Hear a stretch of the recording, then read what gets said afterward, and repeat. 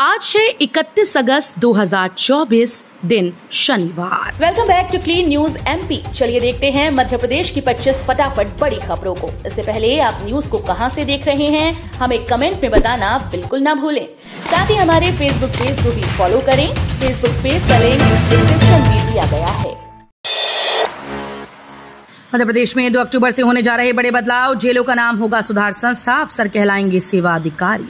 मध्य प्रदेश की जेलों का नाम बदलने की तैयारी है। अब इन्हें सुधार संस्थान के रूप में जाना जाएगा, जबकि जेल विभाग के अधिकारियों को सुधार सेवा अधिकारी कहा जाएगा। मध्य प्रदेश में 2 अक्टूबर गांधी जयंती से एमपी सुधारात्मक सेवियन और बंदीगृह अधिनियम 2024 लागू होगा। प्रदेश की सभी सड़कों को लोकपथ ऐप में किया जाएगा शामिल। मध्य प्रदेश में सड़क निर्माण की गुणवत्ता और गति को सुधारने के लिए लोक निर्माण मंत्री राकेश सिंह ने विभिन्न अधिकारियों के साथ 3 घंटे की मैराथन बैठक की। बैठक के दौरान मंत्री ने निर्देश दिए कि प्रदेश की सभी सड़कों को 15 नवंबर तक लोकपथ मोबाइल ऐप में शामिल किया जाए। इसमें सिर्फ लोक निर्माण विभाग ही सड़कें जोड़ी जाएंगी। इंदौर में 1 सितंबर से शुरू होगा नायता मुंडला बस स्टैंड। यहां तक पहुंचने के लिए ऑटो टैक्सी किराया करेगा जेब ढीली। नायता मुंडला में बनाए गए बस स्टैंड का संचालन 1 सितंबर से शुरू किया जाना है। यहां से फिलहाल महाराष्ट्र जाने वाली लंबी दूरी की बसेस का संचालन किया जाएगा। उक्त बस स्टैंड शुरू होने के बाद यात्रियों को खासी परेशानी होगी। शहर के पूर्वी क्षेत्र से नायता मुंडला तक पहुंचने के लिए यात्रियों को अतिरिक्त राशि खर्च करनी होगी।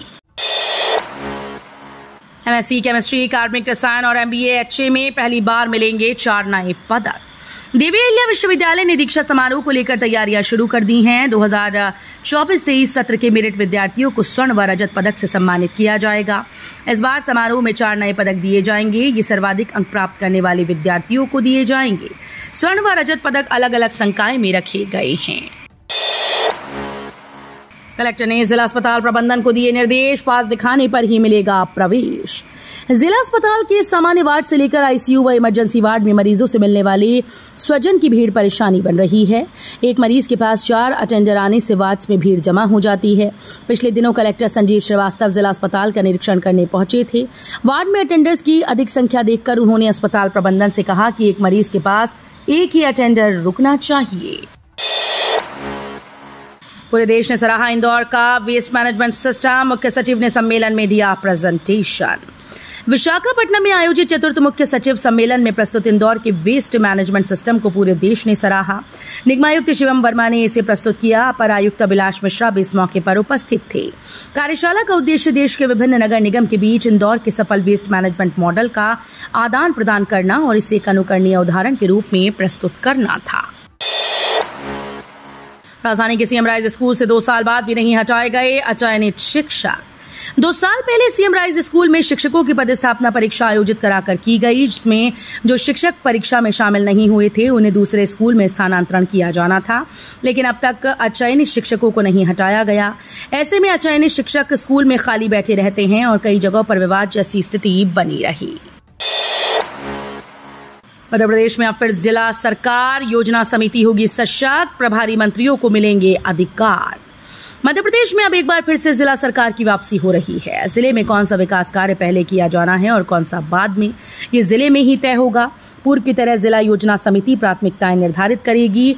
योजनाओं को अनुमोदित करने का अधिकार प्रभारी मंत्रियों को मिलेगा। जिला योजना समिति की बैठक भी प्रत्येक 3 माह करनी होगी। इसमें जिले में चल रही योजनाओं की समीक्षा भी की जाएगी।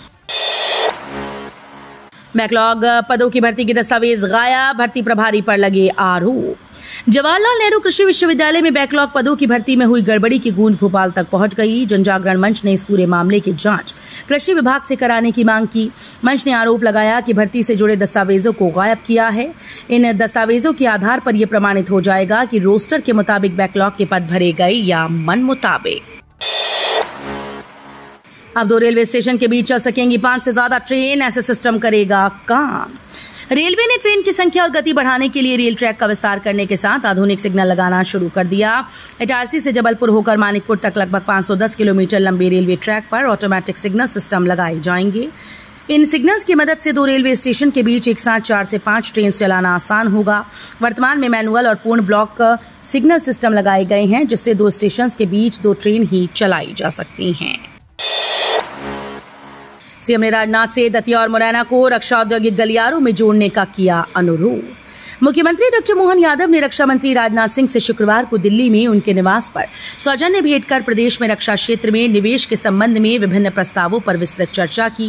मुख्यमंत्री डॉक्टर यादव ने रक्षा मंत्री से अनुरोध किया कि उत्तर प्रदेश में बन रही रक्षा औद्योगिक गलियारे में प्रदेश के 2 सीमावर्ती जिलों दतिया और मुरैना को भी शामिल किया जाए।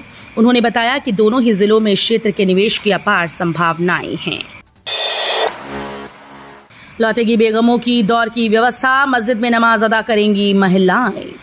राजधानी भोपाल में कभी परंपरा में रही महिलाओं की मस्जिद में जाकर नमाज अदा करने की व्यवस्था एक बार फिर से शुरू होने जा रही है। फिलहाल ये व्यवस्था जुमे की नमाज से हो रही है। भविष्य में इसको बाकी दिनों और अन्य समय के लिए भी शुरू किया जा सकता है।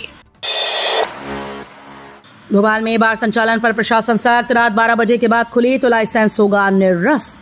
राजधानी भोपाल में बार संचालन को लेकर जिला प्रशासन ने सख्त निर्देश जारी कर दिए। अब सभी लाइसेंसी होटल और रेस्तरां बारों को निर्धारित समय में संचालन की अनुमति होगी।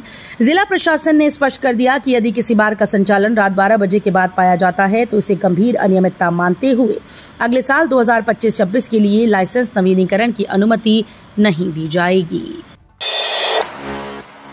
सोयाबीन के भाव 6,000 रुपए प्रति क्विंटल करने को लेकर प्रदर्शन।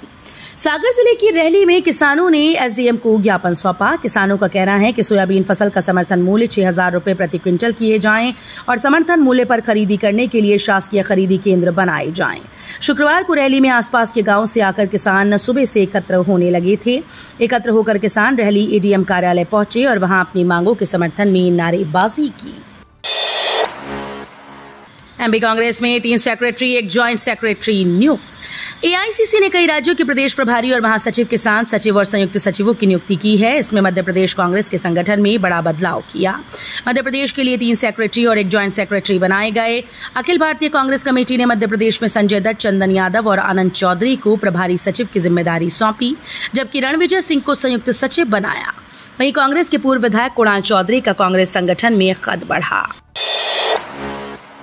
पुरानी इमारत बनेगी cargo operation maintenance centre. Gwalior के नए एयर टर्मिनल के रूप में शुरू होने के बाद अब पुरानी इमारत में कार्गो मेंटेनेंस ऑपरेशन सेंटर बनाया जाएगा। इसको लेकर तैयारियां चल रही हैं। सेंटर स्थापित करने के लिए चैम्बर ऑफ कॉमर्स व कैट के माध्यम से स्टेक होल्डर्स को बुलाया जाएगा। ग्वालियर से कार्गो ऑपरेशन शुरू होने से यहां कारोबार को बढ़ावा तो मिलेगा ही, साथ ही सेवाओं पर भी इसका सकारात्मक असर होगा। सीएम मोहन यादव ने दिल्ली में की अमित शाह, राजनाथ, नड्डा और वैभव से मुलाकात। शिवराज सरकार के कार्यकाल में बंद की गई राजधानी परियोजना प्रशासन को मोहन यादव सरकार फिर से पुनर्जीवित करेगी। मुख्यमंत्री डॉक्टर मोहन यादव ने शुक्रवार को दिल्ली में केंद्रीय आवास और शहरी कार्य मंत्री मनोहर लाल खट्टर से सौजन्य भेंट कर उनके मंत्रालय से संबंधित विभिन्न विषयों पर विस्तृत चर्चा की। महाकाल मंदिर में वीआईपी के लिए नया ग्रीन रूम बनाने की तैयारी। महाकाल मंदिर में वीआईपी भक्तों की सुविधा के लिए नया ग्रीन रूम बनाने की तैयारी की जा रही है। इसके लिए शिखर दर्शन स्थल की तल मंजिल में बने पुजारी कक्ष के पास वाले कमरों को नव श्रृंगारित किया जाएगा। बताया जाता है कि ग्रीन रूम में 5 सितारा होटल जैसी सुविधा उपलब्ध रहेगी। भोपाल में युवा कांग्रेस का हल्ला बोल, पुलिस ने प्रदर्शनकारियों पर चलाई वाटर कैनन। मध्य प्रदेश में बढ़ती बेरोजगारी, नर्सिंग कॉलेजेस की मान्यता घोटाले सहित युवाओं की समस्याओं को लेकर मध्य प्रदेश युवा कांग्रेस ने आज भोपाल में प्रदर्शन किया। प्रदेश भर में आए यूथ कांग्रेस के कार्यकर्ता रोशनपुरा चौक पर एकत्र हुए और मुख्यमंत्री आवास का घेराव करने निकले। पुलिस ने रास्ते में बैरिकेडिंग कर प्रदर्शनकारियों को रोक दिया, लेकिन प्रदर्शनकारी बैरिकेडिंग तोड़कर आगे निकल गए। प्रदर्शनकारियों को रोकने के लिए पुलिस ने वाटर कैनन का इस्तेमाल किया। रीवा के एक स्कूल के 10 शिक्षकों को ब्रेन ट्यूमर, कलेक्टर बोली जांच कराएंगे। मनमर्जी के स्कूल में तैनाती के लिए शिक्षक कैसे कैसे बहाने बनाते हैं, इसकी वानगी रीवा के शासकीय स्कूल बदराव से सामने आई। 10 शिक्षकों ने ब्रेन ट्यूमर जैसी घातक बीमारियों से खुद को ग्रस्त बताने से गुरेज नहीं किया। चौंकाने वाला मामला सामने आने के बाद रीवा कलेक्टर प्रतिभा पाल ने कहा कि गलत जानकारी देकर पदस्थापना की बात सामने आई। जिला शिक्षा अधिकारी सुदामा गुप्ता को जांच के निर्देश दिए गए। नेशनल पेंशन सिस्टम एनपीएस में अंशदान का भुगतान करने पर अब लगेगा शुल्क, जीएसटी भी देना होगा। Pension fund and regulatory authority द्वारा नेशनल पेंशन सिस्टम एनपीएस में अंशदान का भुगतान करने के लिए अभिदाताओं को नई सुविधा प्रदान की गई। भारत बिल भुगतान प्रणाली के प्लेटफॉर्म पर भुगतान एप्लीकेशन जैसे भीम और फोन पे आदि का उपयोग कर अंशदान जमा करा सकते हैं। हालांकि अभिदाताओं को इस सुविधा के लिए कुछ शुल्क देना पड़ेगा, साथ ही उन्हें नियमानुसार जीएसटी भी देना होगा। ये शुल्क 0.50 रुपए से 4 रुपए तक रहेगा। पैन कार्ड के लिए ट्रांसजेंडर पहचान प्रमाण पत्र माना जाएगा वैध दस्तावेज। केंद्र ने सुप्रीम कोर्ट को बताया कि ट्रांसजेंडर व्यक्ति अधिनियम 2019 के तहत जिला मजिस्ट्रेट द्वारा जारी पहचान प्रमाण पत्र को पैन कार्ड के लिए आवेदन करने के लिए वैध दस्तावेज माना जाएगा। जस्टिस सुधांशु धूलिया और एहसानुद्दीन अमानुतुल्लाह की पीठ ने कहा कि भारत संघ ने सैद्धांतिक रूप से इस अनुरोध को स्वीकार कर लिया है। केंद्र सरकार इसे लेकर नियमों में स्पष्टता लाने पर विचार कर रही है। UPI circle launch. एक यूपीआई अकाउंट से 5 लोग कर सकेंगे पेमेंट। यूपीआई के जरिए पेमेंट करने वालों की संख्या दिनों दिन बढ़ती जा रही है। इस बीच एनपीसीआई ने एक नया फीचर यूपीआई सर्कल लॉन्च कर दिया। इस फैसिलिटी को एक्टिवेट करके आप अपने यूपीआई ऐप में एक या उससे ज्यादा व्यक्ति को ऐड कर पाएंगे। ऐड किए गए सभी लोग आपके बैंक अकाउंट से यूपीआई पेमेंट कर पाएंगे।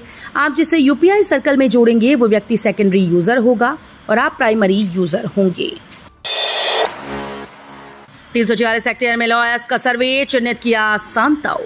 ग्वालियर के शीतला माता मंदिर सांताऊ ब्लॉक में 346 हेक्टेयर भूमि पर लौह अयस्क की संभावनाएं तलाशी जाएंगी। इसके लिए जियोलॉजिकल सर्वे ऑफ इंडिया प्राथमिक सर्वे व अन्वेषण के लिए लाइसेंस लेगा। इसकी प्रक्रिया शुरू कर दी गई। प्रधान मुख्य वन संरक्षक भोपाल ने गुरुवार को ग्वालियर के अधिकारियों के साथ परियोजना परीक्षण समिति की बैठक ऑनलाइन ली। मध्य प्रदेश में पदोन्नति छोड़ने वाले कर्मचारियों को नहीं मिलेगा उच्चतर वेतनमान। प्रदेश में जिन कर्मचारियों को पद न होने या अन्य कारण से पात्र होने के बाद भी पदोन्नति नहीं मिल पाती, उन्हें क्रमोन्नति के माध्यम से उच्चतर वेतनमान का लाभ दिया जाता है। कई बार पारिवारिक परिस्थिति या अन्य कारण से कर्मचारी पदोन्नति लेने से इनकार कर देते हैं। ऐसे कर्मचारियों को अब सरकार उच्चतर वेतनमान का लाभ नहीं देगी। इसके लिए 22 वर्ष बाद 2002 के क्रमोन्नति संबंधी निर्देश में संशोधन किया गया है। तो ये थी आज की 25 फटाफट बड़ी खबरें। अगर आपको न्यूज पसंद आई हो तो वीडियो को लाइक और शेयर जरूर करें। धन्यवाद।